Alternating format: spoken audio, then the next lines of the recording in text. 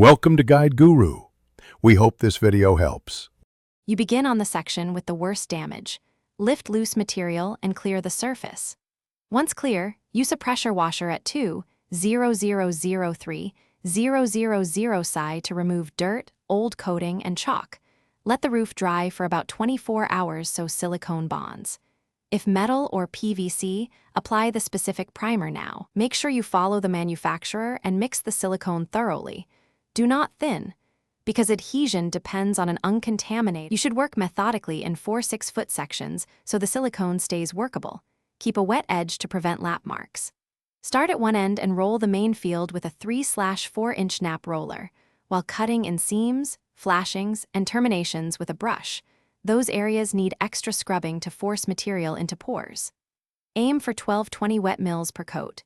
If needed, backroll after laydown to remove bubbles and ensure even coverage. You finish by applying a second coat perpendicular to the first after the recommended cure window, typically 4 to 24 hours depending on temperature and humidity, so you build thickness without trapping solvent. Once cured, inspect for pinholes or thin spots and touch those areas while the coating is still tacky. Use a brush to force material into voids.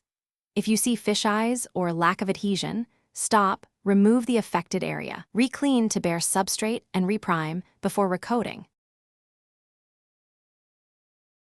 Thanks for watching.